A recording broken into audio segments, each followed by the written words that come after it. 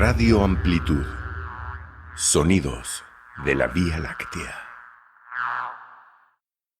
Bueno, bienvenidas y bienvenidos de nuevo a Radio Amplitud, a nuestro sexto podcast, La Escuadra en el Cuartel, que es el capítulo 2 y el capítulo 3 de la segunda parte. Es decir, también el tercer capítulo es el final de la segunda parte, ¿no? Es tu llegada a La Habana, básicamente, ¿verdad? Ahorita ya estamos en el cuartel. Y sí, pues sí, en el podcast anterior fue como el punto de giro, ¿verdad? Donde ya definitivamente dejo la vida civil y me decido al viaje. En esta, pues, es conocer lo que es la vida militar, ¿verdad? Bueno, que es para alguien que había sido tan parrandero, tan... yo era alegre, ¿no? O sea, a mí me decía, era como el payaso de la clase, ¿va, mano? Y de ahí volverse uno tan serio y tan disciplinado y tan... es un cambio que no me lo esperaba, pero igual cuando sucede, ¿verdad? Es bien interesante porque esa cosa del poder que tenés, sabiendo que no solo sos vos, sino que tenés a 7 cerotes allá a la par que se van a mover como se necesita para poder atacar o para poderte defender, sí te da otra forma de ver la vida, ¿verdad? Tan dependiente de tus compañeros, ¿verdad? Ok, pues bueno, vamos a ir directo para no... Hay mucho que contar porque también creo que empezamos ya con... Bueno, me sucede con tu historia, ¿verdad? Empezar como a tener pensamientos ya profundos, filosóficos, morales, personales, ¿no? Sobre la vida. Así que vamos ahorita al podcast número 6, que es La Escuadra en el Cuartel, que son capítulos 2 y 3 de la segunda parte, el final de la segunda parte. Y nos vemos en un rato para la casaca. Y no se les olvide que estamos en todas las plataformas, ahí las pueden ver, ahí está el cartel, están todas las plataformas, las que más les puede interesar, iTunes, Apple, Audible, Audible de Amazon, Spotify, y bueno, 34 más, incluidas iVoox. Y a nivel físico también está. En Amazon también. Pero bueno, entonces hasta dentro de un rato. Radio Amplitud. Sonidos de la Vía Láctea. Segunda parte. Capítulo 2.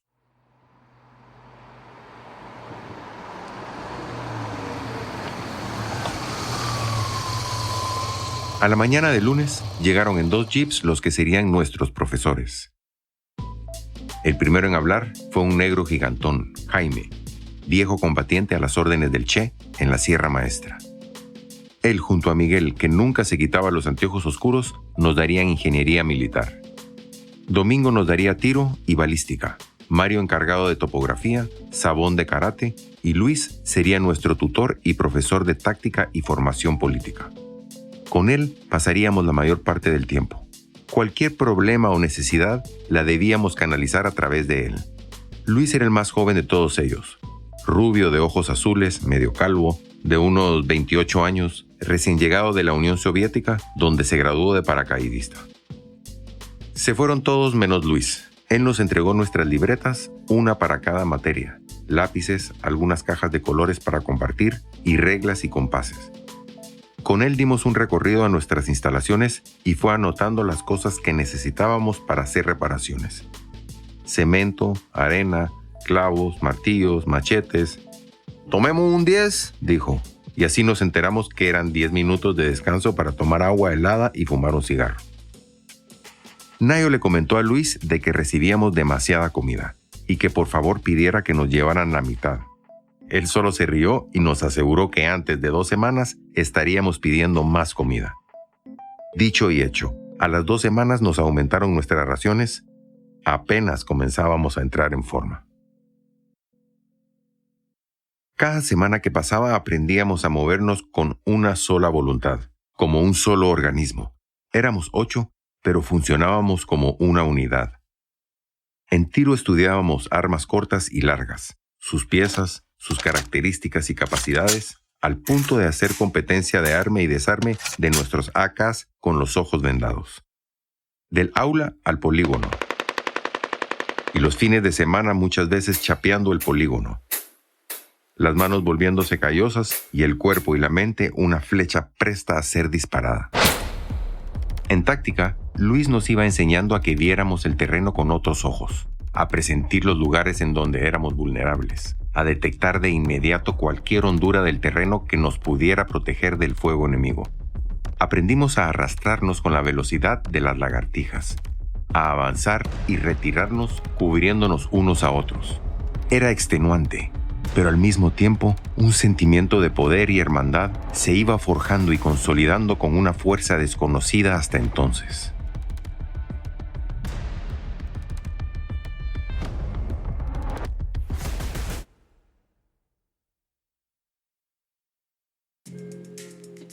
Por las tardes, los urbanos Jaime, Pablo, Neto, Nayo y yo nos turnábamos para repasar y reforzar lo aprendido con los compas de la montaña.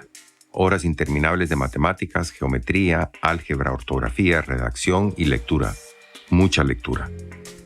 Teníamos una buena biblioteca que nos permitió leer los clásicos rusos, lo mejor de las novelas sobre la Segunda Guerra Mundial, historia, filosofía, todos los libros publicados hasta entonces de Fidel, el Che, Marx, Lenin, Engels y muchos más.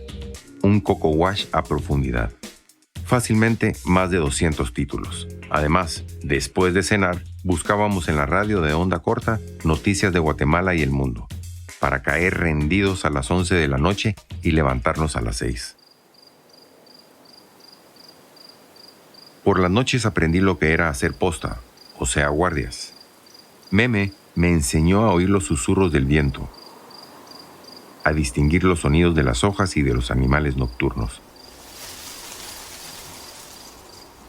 Hacíamos posta con machetes porque no teníamos balas de guerra, pero llevábamos al hombro nuestros AKs. El recuerdo de la familia y los seres queridos dejó de ser doloroso. El día de la victoria dejó de ser un sueño para convertirse en algo que con seguridad llegaría más pronto que tarde. Esa convicción nos ayudaba a hacer nuestro mayor esfuerzo cada día. Lo recuerdo a veces con un personal orgullo por haber estado entre los pocos que se rebelaron ante las profundas injusticias que una sociedad racista engendra. Otras, los recuerdos vienen acompañados de una sonrisa condescendiente. Otras, con una harta dosis de ironía y algunas también con un profundo arrepentimiento. ¿Contradictorio? Sí. Demasiado contradictorio para aquellos que creen que la frontera entre el bien y el mal es una línea clara y pura.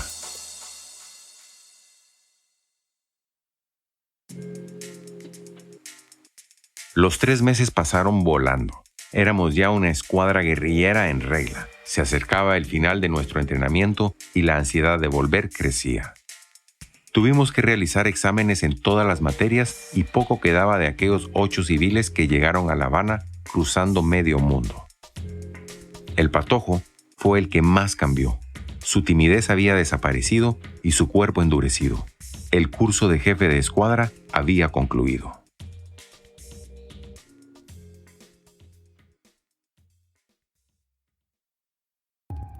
Para nuestra graduación, Lucrecia llegó desde La Habana.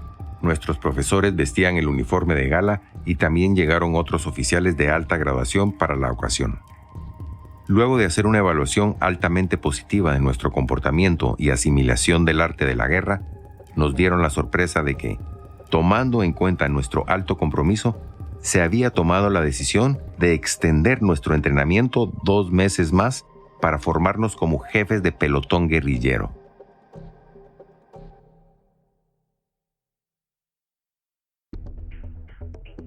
Al parecer no había prisa para que nos incorporáramos a los frentes guerrilleros en Guatemala.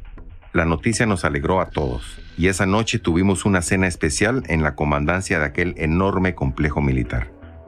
En aquellos meses pudimos darnos cuenta que desperdigados por aquellos cerros habían muchas más unidades como la nuestra, todas compartimentadas, lo que en la jerga clandestina significa estar en compartimientos aislados.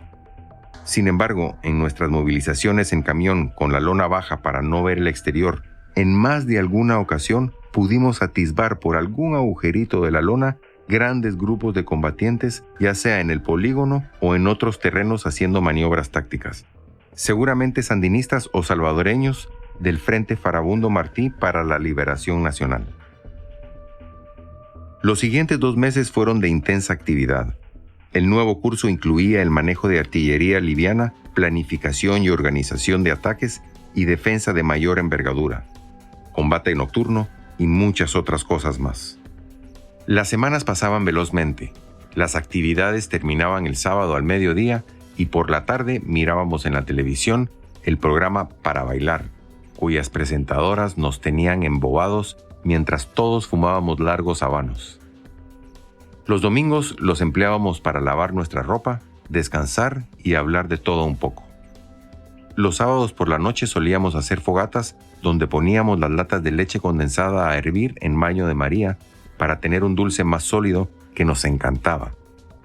Con una de estas fogatas y con té negro ruso fuerte, celebramos a finales de septiembre mi 18 cumpleaños.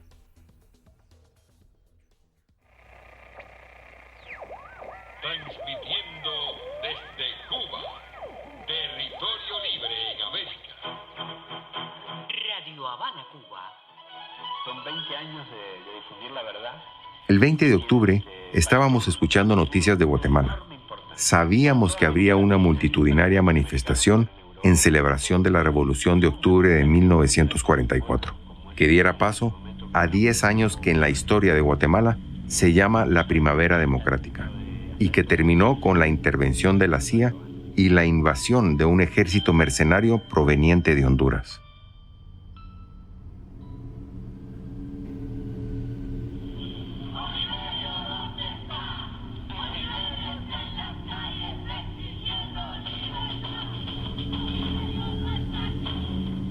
Oliverio Castañeda de León, presidente de la Asociación de Estudiantes Universitarios y también graduado del Colegio Americano, daría un discurso en el Parque Central al final de una marcha llena de pancartas y consignas.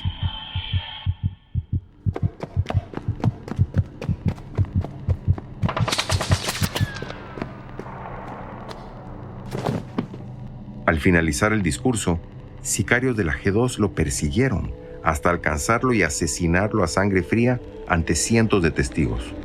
Una vez más, los hechos nos reafirmaban la necesidad de la guerra popular revolucionaria.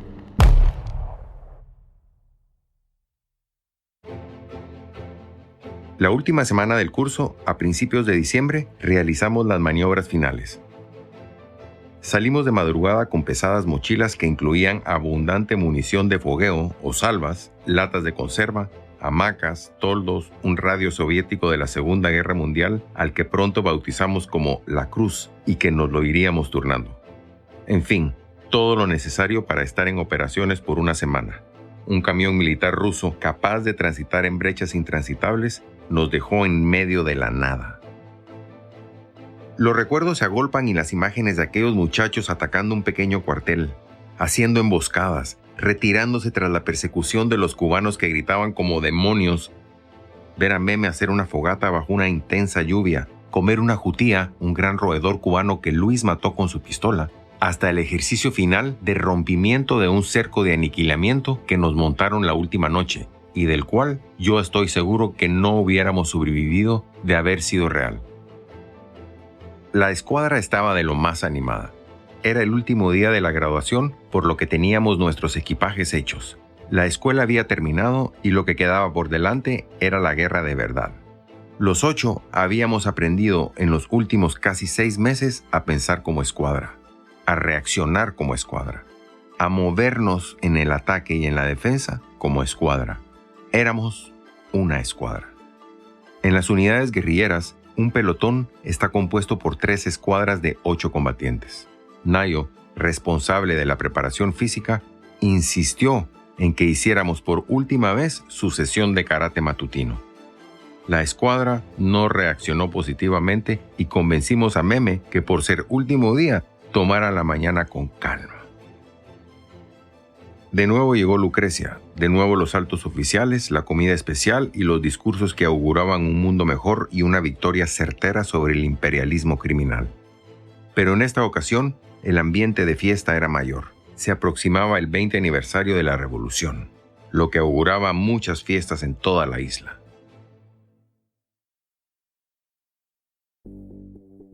Por la tarde desmontamos nuestras literas, limpiamos por última vez aquellas barracas que habían sido nuestro hogar y nos vestimos de civil.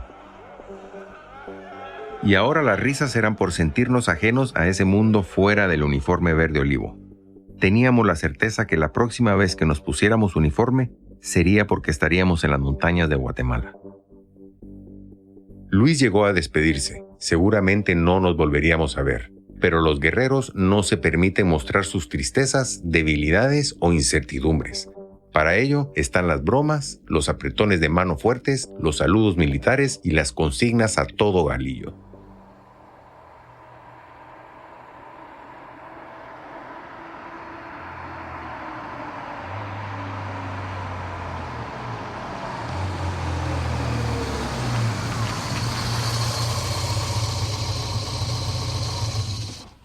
Llegó el mismo microbús con el mismo chofer para desandar el camino hacia La Habana. La perspectiva de recorrer sus calles, de celebrar sus fiestas, de bailar pegadito nos tenía eufóricos.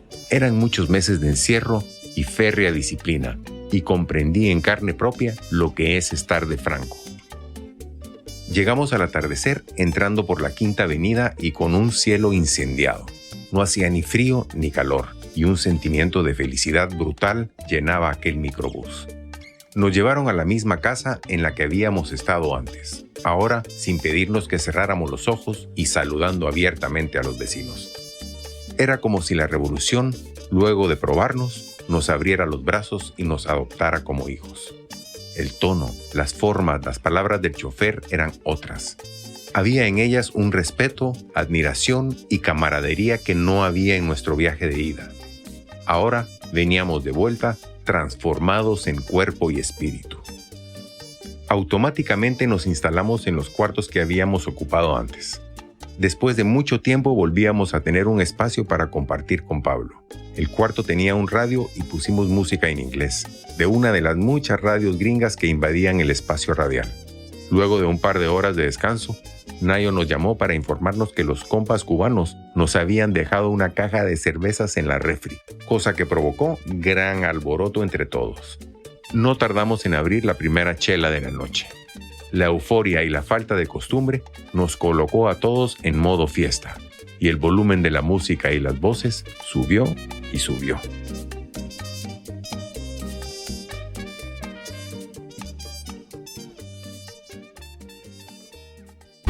Radio Amplitud. Sonidos de la Vía Láctea. Segunda parte. Capítulo 3. Nuestro retorno estaba contemplado para finales de febrero o principios de marzo de 1979. Teníamos, pues, 2 meses por delante en La Habana y nuestro tiempo debía ser organizado con la misma disciplina militar. Levantada a las 6 de la mañana, durante el matutino salíamos a correr las calles desiertas de nuestro vecindario. Por la Quinta Avenida hacia oriente llegábamos a correr hasta el Malecón, luego de cruzar el túnel del río Almendaris para recibir el sol naciente tras el Morro de La Habana, y por occidente, de vez en cuando, nos aventurábamos hasta el puerto de Mariel, que pocos años después se haría mundialmente famoso por la avalancha de miles de disidentes rumbo a Miami, y que el régimen calificaba de gusanera y escoria, el reservorio de los lumpenproletarios.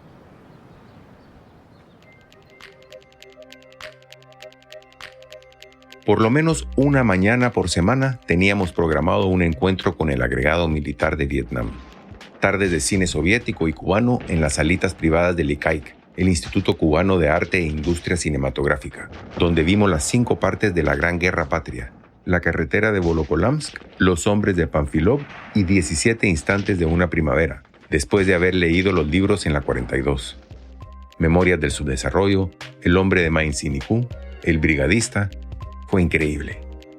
A veces el patojo no se podía contener y nos iba avisando lo que iba a pasar, hasta que logramos callarlo, sin comprender que para él el cine era algo nuevo. Visitamos todos los museos de La Habana. Recorrimos sus calles desde el Cerro hasta el Vedado y desde La Habana Vieja hasta Siboney.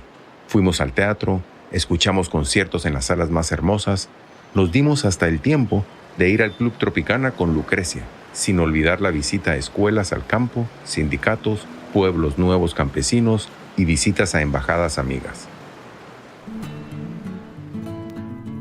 A las 2 semanas de aquel ritmo, llegamos al 31 de diciembre de 1978, el 20 aniversario de la Revolución.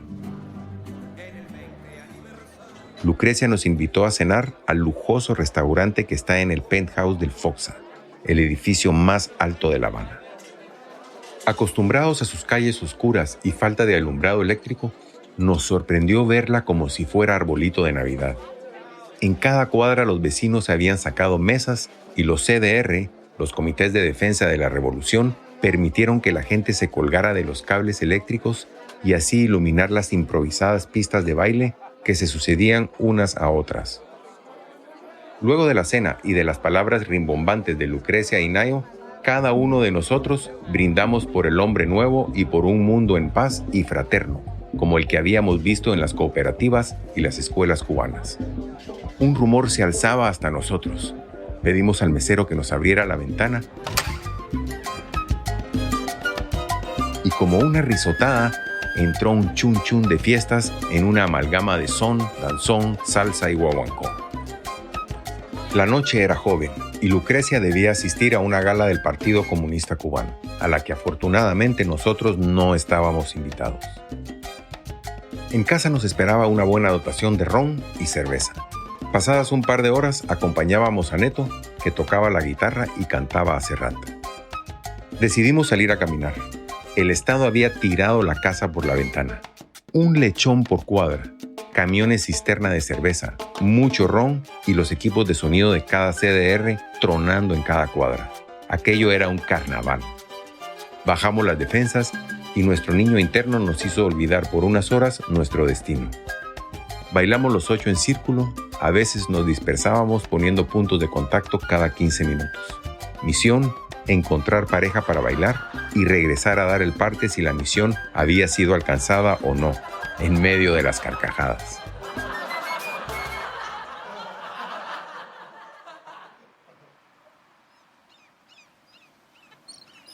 Ahora que lo pienso, creo que nunca más volví a carcajearme así. La guerra no logró quitarme la sonrisa, pero la carcajada sí.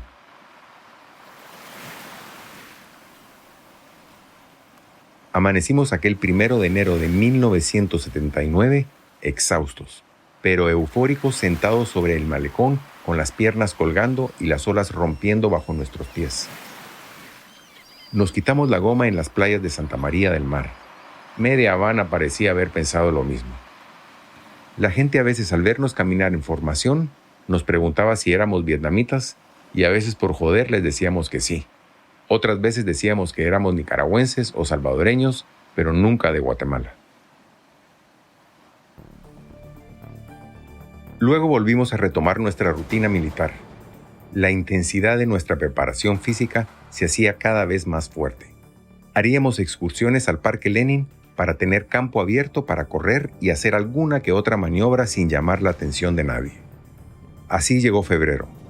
Los sandinistas se preparaban para la ofensiva final y la comandancia nuestra mandó avisar que nos esperáramos 2 semanas más. Ignorábamos que en esos momentos 40 de nuestros compañeros se entrenaban como artilleros para ir a combatir al Frente Sur Sandinista. Entre ellos Macho, el hermano mayor de Pablo, aquel que en una humilde oficina de Comalapa me había enseñado los mapas del futuro. Camino hay uno solo, 2 si te haces el mula. Eran tiempos decisivos. El general Torrijos había abierto sus fronteras para el paso de los guerrilleros nicaragüenses, salvadoreños y guatemaltecos. Ya no regresaríamos vía Moscú, volaríamos directamente de La Habana, Panamá. En cuestión de días nos despedimos de todas esas personas que nos hicieron sentir que cambiar el mundo es posible.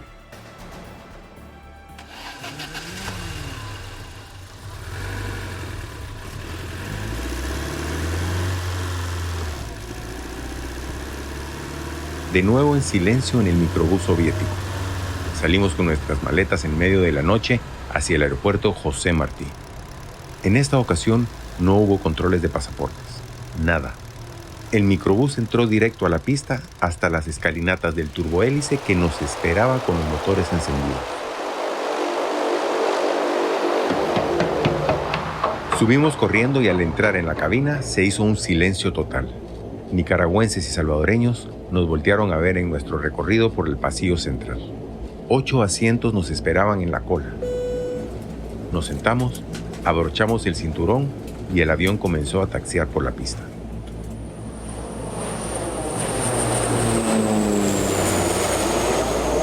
Antes de lo que pudiéramos pensar, La Habana se hacía una galaxia de luces cada vez más lejana. 3 horas después de un sofocante vuelo, dirigirse a sus asientos. Estamos por aterrizar en el aeropuerto de Tocumen.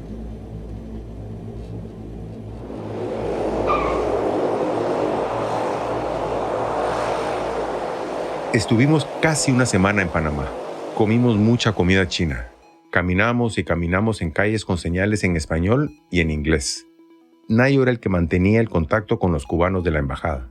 Nuevamente, formaríamos 4 parejas. Nuestros pasaportes tenían sellos de entradas y salidas de varios países durante los últimos meses. Debíamos memorizarnos la pantalla o leyenda que justificaba esos viajes. La última noche era noche de carnaval. Nos juntamos los 8 para cenar y para variar, el patojo pudo imponer cenar comida china. Era algo así como una última cena, y los brindis y los salud no podían dejar de escucharse. Uno a uno fuimos diciendo nuestros brindis, mezcla de alegría por las miles de horas de esfuerzo compartido y votos por futuras victorias, seguros en la consigna de vivir para luchar y luchar para triunfar. Sabíamos que al llegar a Guate nos enviarían a diferentes destinos, pero aún no sabíamos exactamente a dónde iríamos cada uno. Al terminar la cena y tras 8 brindis, prevaleció el deseo de ir al carnaval en vía España. Cuando llegamos, la cosa ya estaba bastante prendida. Comparsas bailando, miles de gente chupando. Bueno, aquello era un bacanal. El tiempo se nos fue volando entre risas y flirteos con muchachas que no podían dejar de notar la naturaleza extranjera de nuestro grupo. Estábamos ya a punto de irnos a dormir porque a la mañana siguiente debíamos salir las primeras parejas, una haciendo escala en San José y la otra en Tegucigalpa. Cuando venía de quién sabe dónde, pero innegablemente a gran velocidad, una botella que se estrelló en mi cara. Milagrosamente la botella se rompió solo hasta caer en el asfalto de la calle. Sin embargo, del ojo morado y la nariz hinchada no me escapé. A pesar de los cuidados de Richie, que se pasó buena parte del resto de la noche cambiándome el hielo del ojo, perdí poca sangre de los 3 rasguños que sufrí. Radio Amplitud. Sonidos de la Vía Láctea. Bueno, pues bienvenidas y bienvenidos de vuelta a Radio Amplitud. Estamos justamente terminando de escuchar el capítulo 2 y el capítulo 3 de la segunda parte de Memorias de Amor y de Guerra, que es la autobiografía de Rafael Rosal. Sí, vos siempre es bien raro escucharlo, ¿verdad? Porque es como que ya no fuera yo. Sí, es todo un proceso eso de convertirlo en un personaje que en este caso es encarnado por tu voz, ¿verdad? Y que al mismo tiempo es raro porque es un narrador que narra a un joven de 18 años, 18, acabas de cumplir ahí, ¿no? Sí, ya cumplí 18. Terry Russo Negro. Ajá, ahí voy a cumplir 18 justamente. Exacto. Nada, estábamos hablando en el intermedio, en lo que ustedes escuchaban el sonolibro, realmente la transformación esa, ¿verdad?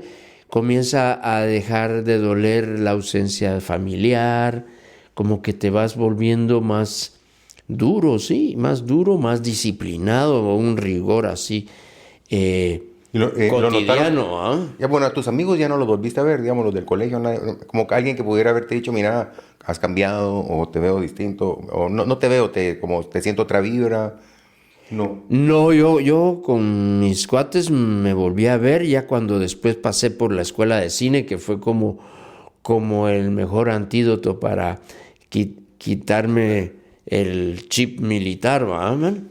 Creo que en el podcast anterior tuve la imagen esa de estas nubes de pájaros que vuelan sincronizadamente, ¿verdad? Eso es en el fondo lo que busca cualquier ejército, ¿verdad? De que su tropa se mueva así. Y no solo el ejército cubano, ni solo la guerrilla, sino que todos los ejércitos del planeta, del mundo, de izquierda, derecha, de religiosos o de lo que sea, el soldado tiene como su razón de ser, ¿verdad? Es la aniquilación o neutralización de las fuerzas vivas del enemigo, ¿verdad? O sea, sos una entidad en la que te estás entrenando básicamente para matar, ¿verdad? Y las diferentes formas de matar, que si emboscada, que si golpe de mano, que si ataque a cuartel, que si, ¿me entendés? O sea, era realmente aprender la técnica de cómo se combate, ¿verdad? Pero sabiendo de que no solo sos vos, ¿verdad? O sea, aquí oficialmente estás en guerra, digamos, ya. Ya, y lo menciono, ¿verdad? Cuando menciono la biblioteca que teníamos, ¿verdad? Es que es un coco wash integral, como tiene que ser, ¿verdad?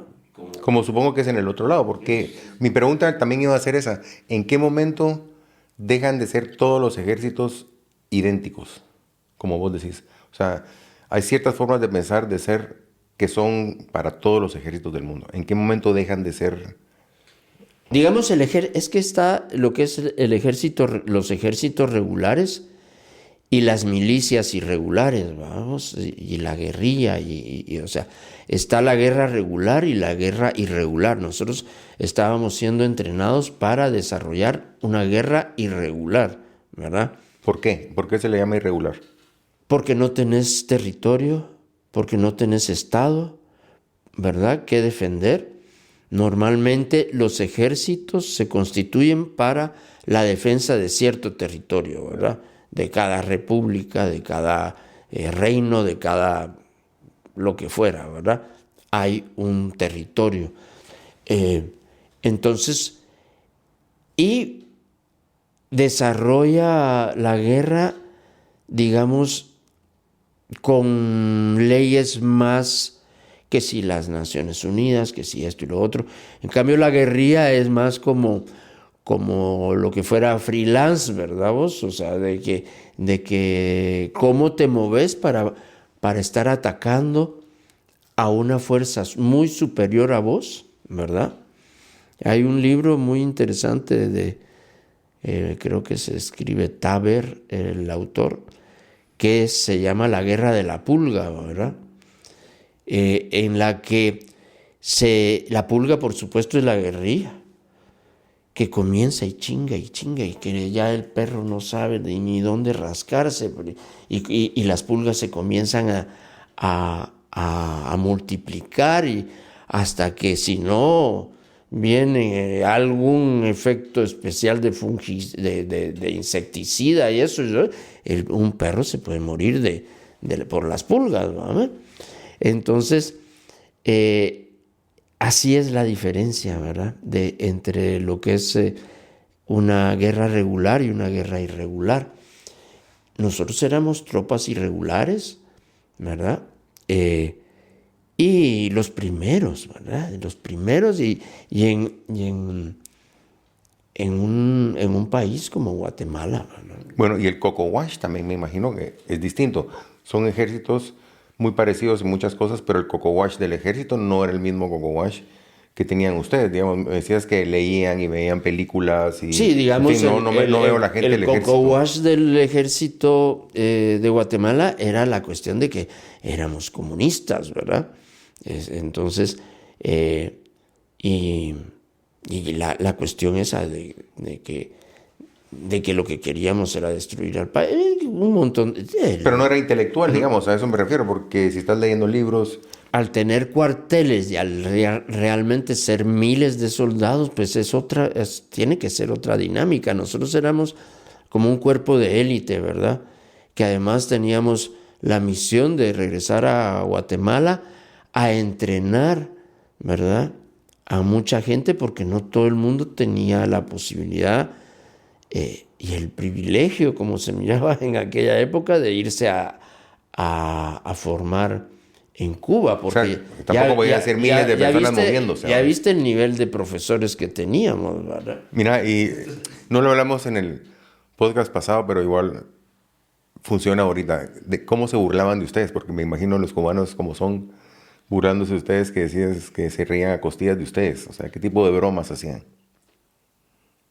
O sea, con lo lento y que la forma sí, que... pero eso entre compañeros, digamos, esos son los primeros días, vamos, pero ya si cuando ven que no estamos bromeando, de que nosotros estamos ahí para que nos pongan a trabajar y más bien nosotros exigiendo y más trabajo y trabajo voluntario, domingo rojo a chapear el campo de tiro, mano, y ampollas ahí y dándole, y eso lo ven los aprendieron cubanos. lo que era la palabra taliste. Y realmente hicimos de que nos respetaran, mano. Decir, puta, nosotros no íbamos a chingar, ¿verdad? Entonces, esa es la relación. Exacto, después, ¿verdad? pero me lo imagino los primeros días, en lo que se empiezan a conocer, no tenían contacto con guatemaltecos pues, todo el tiempo. De lo que se burlaban mucho era de que todos los guatemaltecos decíamos, sí, pues. Y que para no sé qué, sí, pues. Y si no sé qué, sí, pues. Y no es, yo no creo que sea tanto, pero... Pero están entre ellos cuates ¿verdad? y son superiores y se... Y ya, pero, como te digo, un ambiente elevadísimo de testosterona, te puedes imaginar, o sea, no es bueno para la cuestión de deshacerte de tu machismo, Estar entre hombres todo el tiempo. Estar solo entre hombres, ¿va? O sea, y por eso ahí hacíamos karate, por eso tenés que sacar la energía, ¿va, mano? Y porque además te están metiendo un montón de proteínas y todo, y te comenzás a cambiar, ¿va? Entonces, el cuerpo y todo. Y bueno, pero eso, ¿verdad? De que al finalmente tu misión es aniquilar a las fuerzas vivas del enemigo, ¿verdad? Entonces, lo que podría ser, digamos, porque tiene cosas positivas, ¿verdad? Como eso de aprender a trabajar en equipo y cosas. Si pudiera ser un ejército, los ejércitos, digamos, pudieran ser ejércitos de función social, ¿no? A mano de ir a hacer carreteras, de ir a ayudar a las comunidades, no sé, de tantas cosas, o jornadas de vacunación y esto y lo otro, y para eso que sea el ejército, ¿va? Pero que la cosa es de que si estás en guerra es para matar, vamos, y entonces ese es el chip que nos ha regido en los últimos, 200,000 años, no sé. Exacto, interesante también que pidieron que no les mandaran tanta comida y después ya no les alcanzaba. Ah, sí, man, ese consume energía, man, porque ya ni te cuento cuántas abdominales teníamos que hacer. Imagínate la intensidad de eso, de hacer concursos con los ojos vendados y todo, y vos armando y desarmando tu AK, man. Pero ¿y por qué no era solo porque, ay, qué bonito? De noche la tenías. Porque, y si lo tenés que hacer de noche. Y bueno, entonces por eso se hace, va, man. Y sin luz y sin nada, pero pues, en cualquier momento y en cualquier circunstancia puedes armar y desarmar tu arma, que comienza a ser también como una extensión de tu cuerpo, ¿va? La relación esa de las armas, porque ya ves que en un principio yo no sé qué tenés que hacer para que no te intimiden, ¿verdad? O sea, las armas intimidan porque sabes de que es algo con lo que se puede matar, ¿verdad? Ya de por sí ya es eso, ¿va? Y de ahí a hacer cotidiana esta relación y que siempre en el hombro, Cuidarla. siempre, ¿verdad? Y hasta ponerle un apodo, un nombre, ¿verdad? En fin, es una cosa que yo no le deseo a mis hijos, la verdad. No. Mira, y la munición. Tenían mucha munición, les daban cierta munición para Solo salvas teníamos. Solo salvas.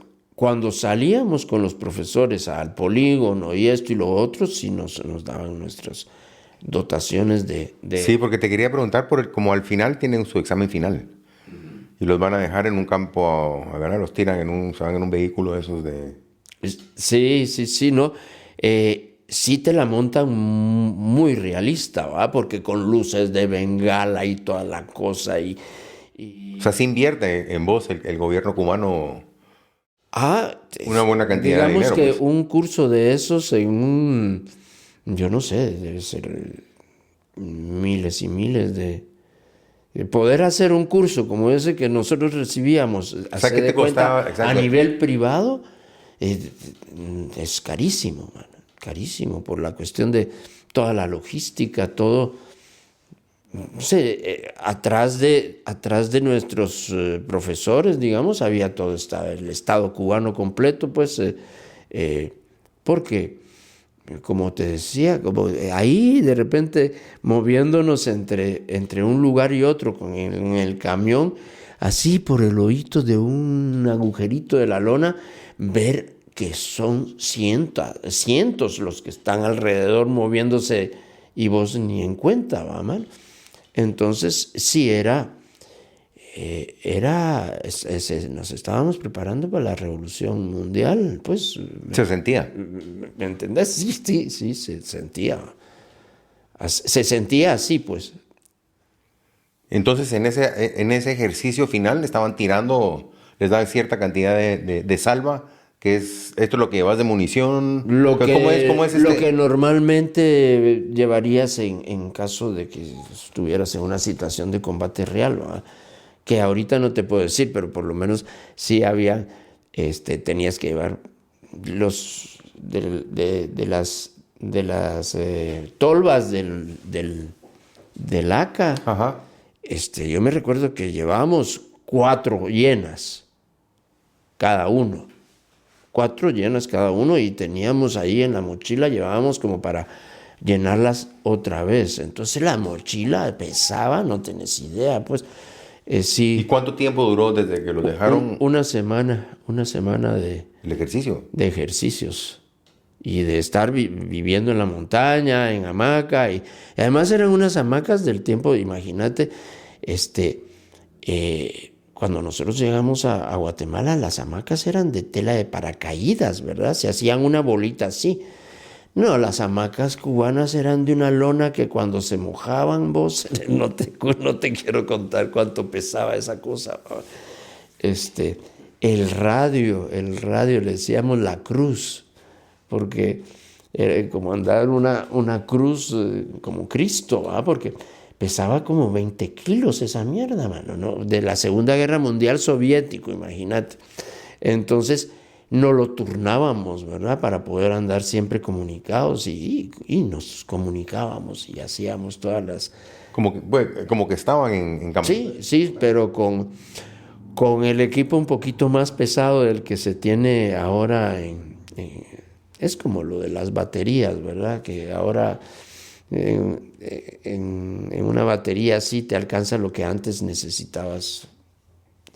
así se ha ido modernizando los ejércitos y la tecnología y todo. No. Siempre hay un cálculo más o menos que los ejércitos están manejando la tecnología que los civiles van a estar usando dentro de 20 años.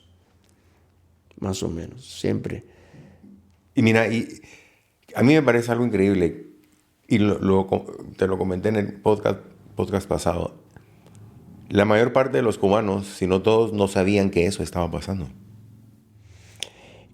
Muy pocos, vos, ¿verdad? O sea, yo tuve conversaciones con mucha gente, con unos más profundas que otras, y otro me escribió en algún momento que había leído un libro que sí, efectivamente ha sido así.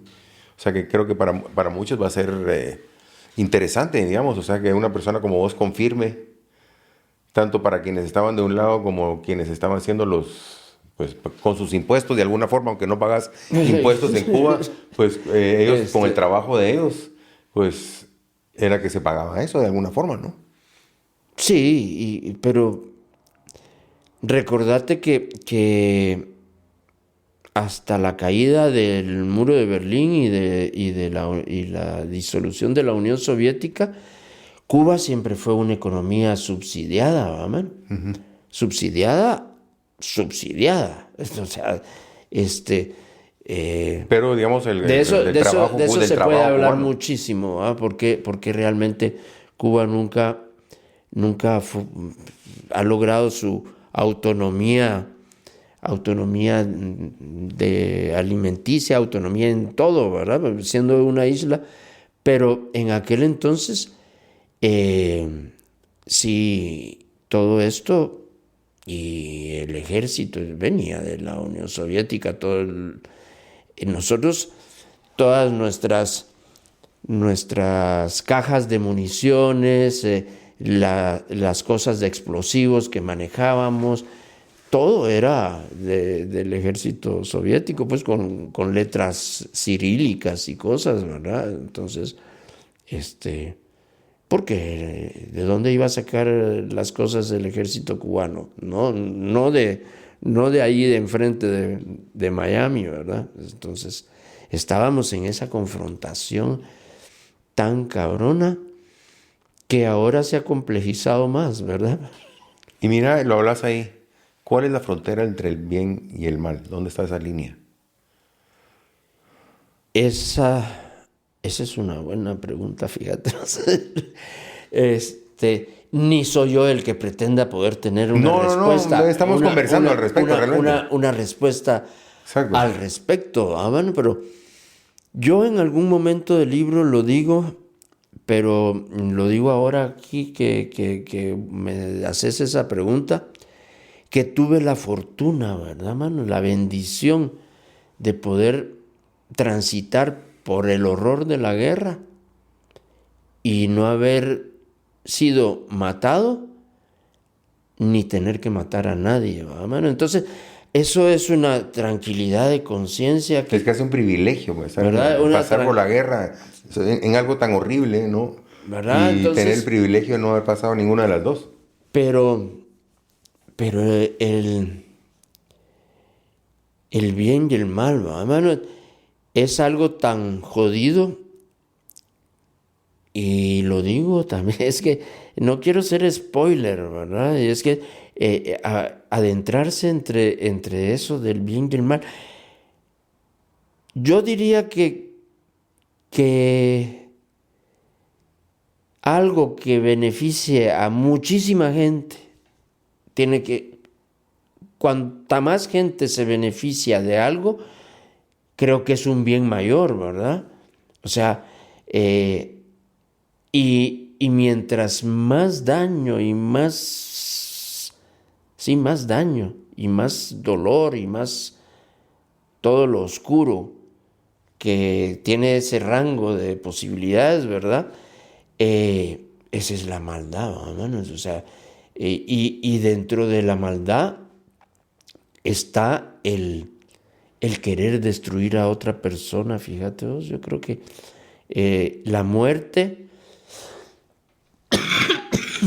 la muerte puede ser como un un valor entre el bien y el mal, ¿verdad? Exacto, sí, porque tal vez yo pensando en eso, pensar que vas a hacer bien, que tenés buenas intenciones, ese es el bien, digamos. Podemos ponerlo como así muy llanamente, sí. ¿Y dónde empieza el mal? Donde en ese esfuerzo, en esa visión, ¿en qué momento la perdés? Y en vez de hacer el bien, empiezas a hacer el mal. No sé, eso Pero además con el convencimiento absoluto de que estás haciendo el bien. exacto, que ¿verdad? seguís, ¿verdad? Que seguís ahí. Y eso es lo que se llama la moral del combatiente, ¿verdad? Es esa conciencia interna de que estás haciendo lo justo, ¿verdad? Y que la respuesta tal vez a esta pregunta no la vamos a tener hoy, sino después de haber combatido y haber hecho esta mejor nación, este mejor lugar, va a tener esa respuesta de si fue malo o bueno. Como en realidad la guerra la perdimos, ¿verdad?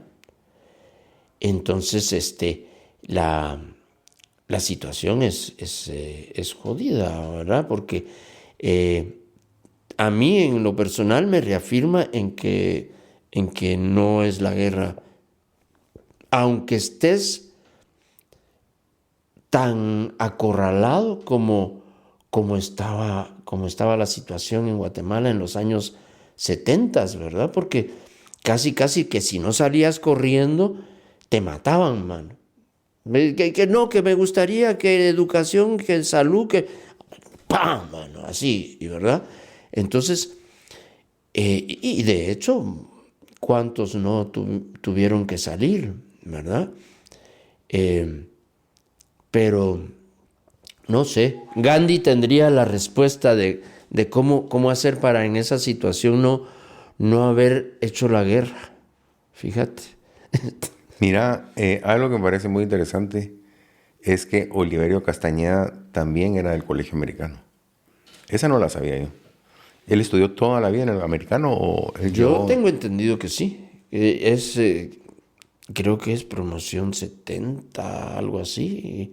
Poco antes, mi hermano es de la 72. Yo soy 77. Sí, Oliverio era jovencito, man. Y para quienes no saben quién es, que es mucha gente, incluidos los chapines, ¿quién era él? ¿Cuál es la importancia de él en este mapa que se está haciendo en Guatemala? Pues en el podcast pasado hablamos, ¿verdad?, de cómo es que se van cerrando las opciones democráticas Te va empujando a la guerra, y digamos. no violentas, ¿verdad? Como fue el asesinato de Meme Colón, Fuentes Mor. Oliverio Castañeda de León era el secretario general de la Asociación de Estudiantes Universitarios de la Universidad Nacional. O sea, representaba realmente a decenas de miles de estudiantes, ¿verdad? Porque era así, la USAC de aquel entonces no es desgraciadamente la USAC ahora usurpada Completamente. ¿verdad? Porque también la USAC ha sido la que más abogados corruptos ha producido en la historia, ¿verdad? Pero la USAC, previa en justamente 60, 70, era la USAC de Oliverio Castañeda, por decirte algo, por decirlo de alguna manera. Y entonces el asesinato cobarde y así como ejemplarizante, ¿verdad?, enfrente de las personas a las que él... dicen, yo no oí, nosotros estábamos en Cuba, dicen que el discurso fue así como que, casi como que hijos de puta asesinos, ¿verdad? Incendiario, digamos. ¿Verdad? Y entonces lo mataron ahí mismo, mano, Saliendo. en caliente, saliendo en el portal. Si el discurso había sido en el parque, por decirte algo, vos salís del pasaje, cuando entras desde el parque al pasaje donde vas como para el portalito, en la otra salida hay una placa donde dice ahí, ¿verdad? Aquí fue asesinado dirigente estudiantil Oliverio Castañeda de León, el 30 de octubre de 1978. Y nosotros oímos la noticia en Cuba, ¿verdad? Que la daba Radio Habana, Cuba, anunciando que lo habían matado. Entonces, era otra cosa más, como dice ahí el sonolibro, ¿verdad?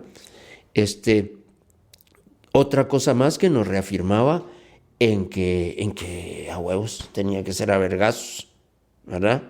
Platicandito y de esto, no. ¿Y eso estaban ustedes una noche?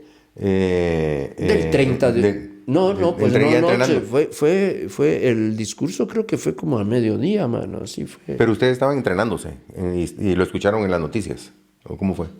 Sí, lo escuchamos en las noticias. Se juntaban en las noches ahí después de entrenar. Nosotros siempre oíamos noticias en la noche. Cocinaban algo. Prendíamos... Marshmallows se ponían. Marshmallows no. Mucho tiempo juntos. Pero sí hacíamos la fogatita, y poníamos latas de leche condensada en baño María para que saliera más rico. Ponían la radio ahí, Radio Habana. Té negro ruso y la radio, Radio Habana y qué sé yo. Y entonces, pues la noticia de que habían matado a Oliverio. Y entonces, es eso, ¿verdad? Como un paso más dentro de la confrontación. ¿Vale? Y hay algo que decís que sí es, yo siempre me quedo pensando, es como duro también, vos, que no te quitó la guerra la sonrisa, sino la carcajada, lo mencionas ahora. Sí, lo oí y me pareció súper duro, ¿verdad? Pero la verdad es de que yo era, como te decía, yo era un cague de risa, ¿va? De eso de que... Y me gustaba con los amigos, siempre estar de fiesta, con las traiditas. Traiditas en Guatemala pues son las noviecitas, ¿verdad? Y... Sí, yo tengo compañeros que sé que estuvieron en la guerra y todo y que se siguen carcajeando. ¿Pero la recobraste, la carcajada? Pues a mí me cuesta mucho carcajearme, mano. Tiene que ser muy bueno el chiste para que me carcajee, ¿va? Pero sí me río, ¿verdad? Sí sonrío, sí esto y lo otro. Pero esa cuestión de que te duele el estómago, de que no puedes parar de carcajearte... Ya, yo creo que eso también es una cuestión generacional también, ¿va, mano? Porque es como cuando te echas el primer puro, tus primeros puros, ¿va? De que... Es que te morís de la risa. Ja, no puedes parar, ¿va? A mí, por lo menos, yo ya no me puedo carcajear así de que me duele la panza, ¿va, mano? No sé si es por la guerra o por los años, ¿verdad? Sí, no, pero me parece interesante. A lo mejor fue durante ese tiempo, ¿no? Sí. Durante un tiempo entre lo que regresabas a hacer como el Rafa lo más Además, cerca. ni bulla podía uno hacer en la montaña, mano, de eso de carcajadas, compa. No, y los pararon. Al final les dijeron no regresen a Guatemala.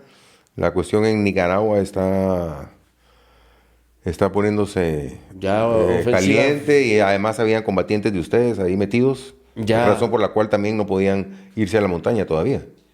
Pues en realidad fue de que todavía no estábamos nosotros en la urgencia, ¿verdad? En el momento, sino que eso se iba a ir creando, ¿verdad? Entonces, por eso deciden de que no vamos a estudiar solo para jefes de escuadra, sino que para jefes de pelotón, y nos quedamos 2 meses más, ¿verdad? Que es ya el último capítulo, ¿verdad? Antes del 20 aniversario de la revolución. Exacto, que regresan y se iban a entrenar al Parque Lenin. Bueno, y también sí teníamos por lo menos una charla semanal con el agregado militar de la Embajada de Vietnam, ¿verdad? Ese Parque Lenin es el que está enfrente del malecón, ¿no? No, ese Parque Lenin está allá adentro, está como a media hora de La Habana.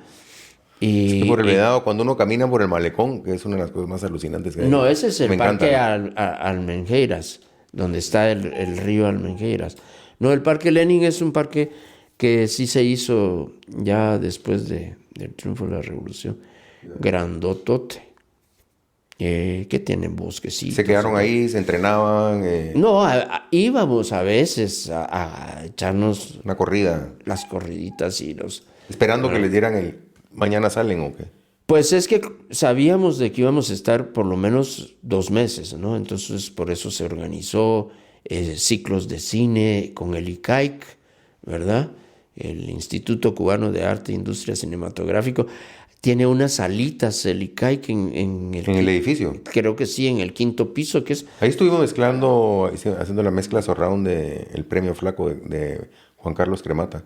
Que Casa Comal hizo coproducción ahí, en el edificio del ICAI, que ahí me decía el maestro de Móstenes, me decía, en ese baño que está ahí, yo le grabé los primeros demos a Silvio Rodríguez y ahí estaba el baño, bro. En el baño que estaba ahí. Sí, muy. Pues en esas salitas nos pusieron como parte del Coco Wash también, ¿verdad? Eran 5 partes de la Gran Guerra Patria, una producción soviética de 2 horas cada capítulo, eran 10 horas sobre la Segunda Guerra Mundial, pero una producción que no tenés idea, pues y cuando decían, pues ahí no era de que te reproducían 100 aviones en la computadora, sino que habían 100 aviones volando. Bueno, es una cosa impresionante esa película. Luego ya estaba Memorias del Subdesarrollo de Tomás Gutiérrez Alea, ¿verdad? Que es un clásico en Cuba también, ¿verdad? Y en el cine... Sí, no, pues, pero vas a Cuba mundial, pues. Sí. Titón, mis respetos, un gran tipo. En fin, teníamos como que todas las posibilidades, nadie paga por entrar a los museos en Cuba, y en La Habana hay buenos museos, ¿verdad? Ir a ver a Velázquez, pinturas ahí de... Y a Copelia, ¿no? A Copelia íbamos cada vez que nos podíamos escapar, ¿verdad? Tu ladito te pasaba un vaso de agua. Y hacer la cola, ¿verdad? Y no sé qué, pero en la cola, ahí mirando chavitas, estaba... Estabas metido ya entre digamos, como el día a día. Sí, ya no andábamos de verde, ¿verdad? Pero nos movíamos igual. Y ahí, pues, Y entonces, en el ínterin, entre que ustedes llegan de esta gran vuelta que van a dar y terminan, ya no regresan por el mismo camino. Se regresan por Panamá, gracias a Torrijos y los sandinistas. Contanos un poco por qué ya no hacen esa vuelta. Lástima, ¿verdad? Tan bonito que era. Pero imagínate, el flujo era mucho mayor, estábamos hablando de cientos de combatientes hacia la ofensiva final contra Somoza. Y entonces, pues, Torrijos, que acababa yo no sé si ya había logrado lo de los tratados Torrijos-Carter, ¿verdad? De recuperación del canal, pero era esa época, ¿verdad? Entonces, era mucho más lógico, ¿verdad? Y mucho más barato, y establecer un puente aéreo de combatientes entre La Habana y Panamá, y luego ya cada quien, ahí sí. Exacto, pero para quienes no saben quién era Torrijos, cada quien para su casa, ¿verdad? Y para quienes no saben quién era Torrijos y lo que significó en ese flujo, ¿puedes explicarles, no? Pues el general Omar Torrijos, yo tampoco es que sea muy, muy experto en Torrijos, pero digamos que Torrijos fue alguien que defendió la soberanía nacional panameña, ¿verdad? Y logró, con negociaciones diplomáticas y todo, darle a Panamá. Ya ahora que se lo quieren quitar otra vez, mano, no jodas. Pero eso fue una gran cosa, ¿verdad? De que Panamá recuperara el control y que salieran todas las unidades militares gringas, ¿verdad? Porque todo aquello era un cuartel, mano, era un cuartel de miles de caballerías, porque era todo el canal de Panamá, y creo que 2 kilómetros a cada lado del canal. ¡Shum! de Estados Ese Unidos. era The Canal Zone, ¿verdad? Que hasta sellos tenía y ahí tenía... Como un país, digamos. Un paisito, ¿ah? Y entonces, con las escuelas para los oficiales gringos, en fin, todo. Entonces, no es casual que Torrijos muriera en un accidente aéreo, ¿verdad? Lo mataron. Entonces, ahí es donde los accidentes aéreos, uno dice, como el de Camilo de Cuba, ¿verdad? Quién sabe si fue accidente aéreo, pero ahí ya me estoy metiendo a... Sí, bueno, no estaba hablando porque ustedes salen de La Habana y ya salen como Pedro por su casa, pues ni siquiera pasan migración, entran en un carro directo al avión. Sí, ya, así como de película, mano. Sí, y pum, pum, pum.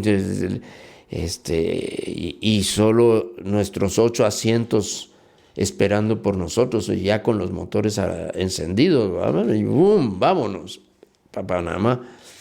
Sí, eso. Y ya ahí es pues Y el Patojo, que es un personaje también de las cruces, que vos lo mantenés dentro de la escuadra. Es un poco como un personaje medio tierno ahí, ¿verdad? Que no había visto películas, no había comido comida china. Era una persona, pues, humilde del campo. Sí, más... Y que la revolución y todo eso. Más Patojo que nosotros. Nosotros teníamos 17 y él tenía 16 cuando salimos para Cuba. Era un chavitito, ¿eh?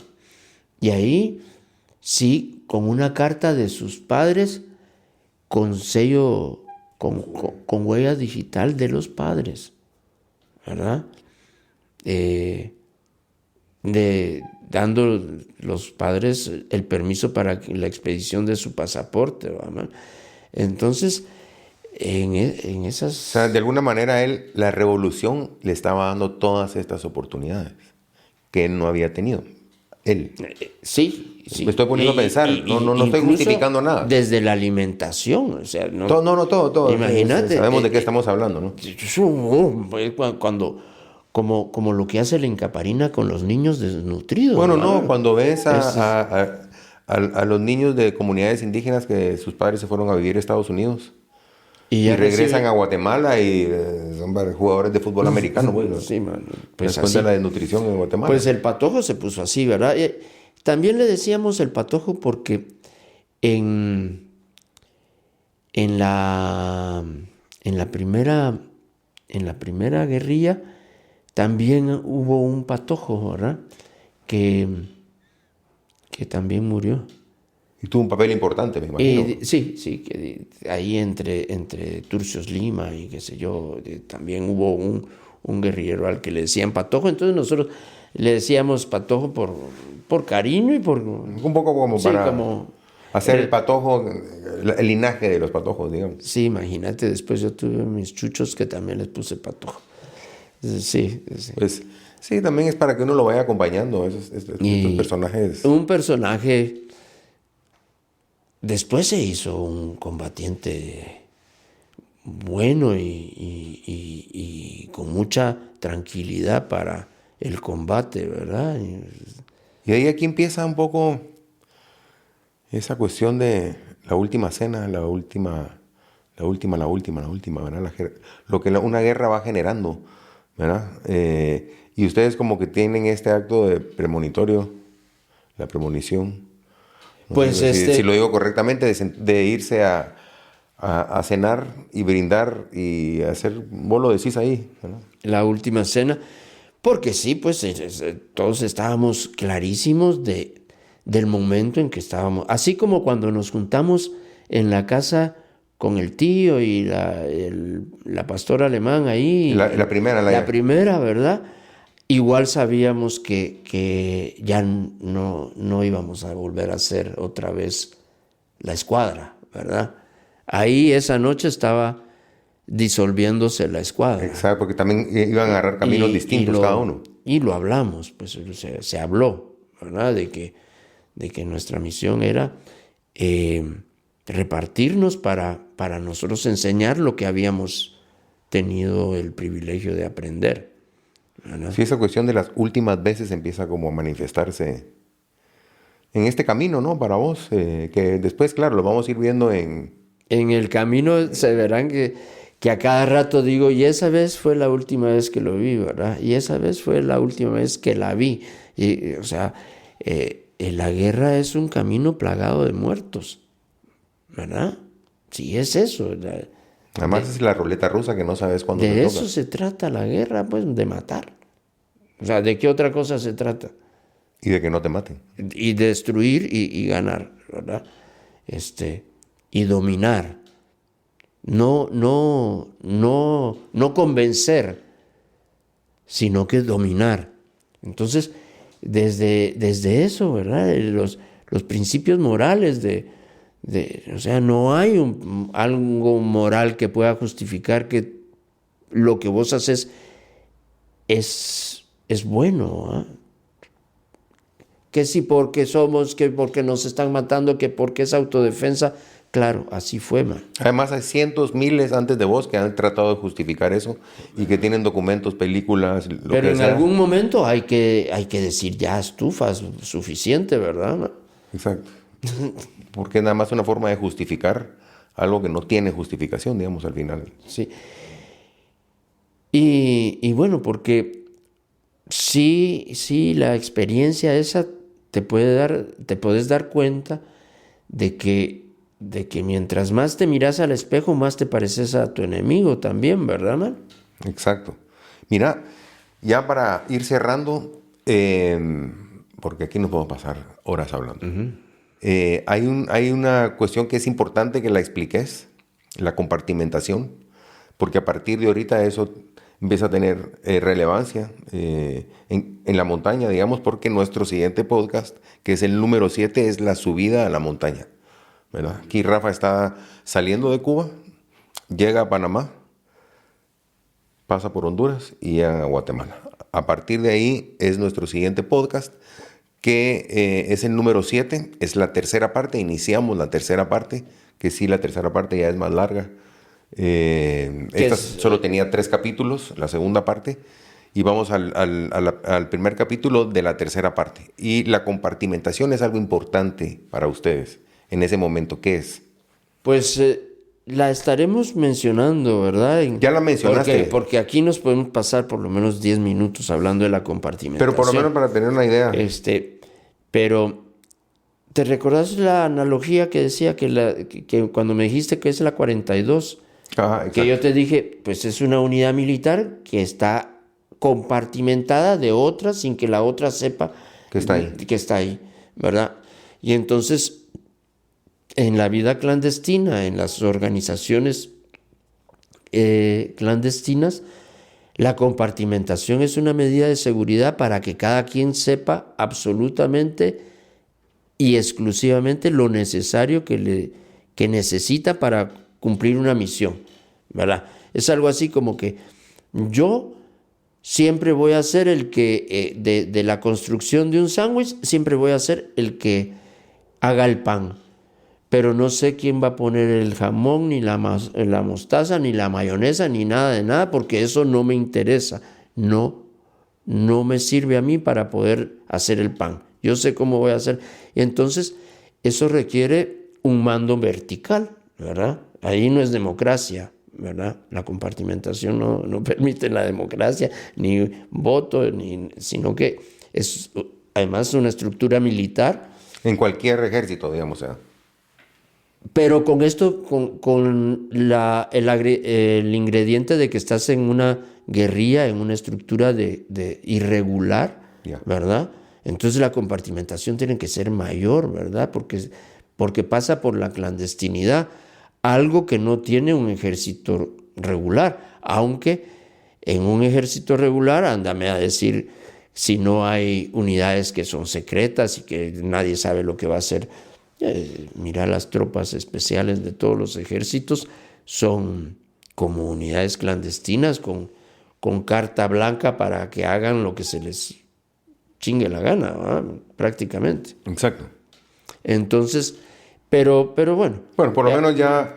Vamos a seguirlo porque aparece también cuando regresamos ahora a Guatemala. Exacto, que a partir de ahora estás ya en la montaña, incluso ustedes adentro de la montaña no todos saben lo mismo también.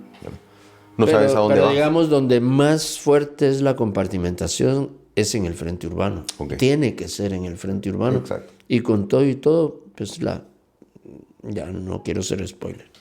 Bueno, pues terminamos nuestro podcast número 6, que es la escuadra en el cuartel, que es Rafa llegando a Cuba, está casi 6 meses y va de regreso a Guatemala, que es justamente nuestro siguiente podcast, el número 7, que es la subida a la montaña, la llegada a Guatemala, directo a la montaña, que es la tercera parte, capítulo 1. Así que bueno, los esperamos en nuestro siguiente podcast.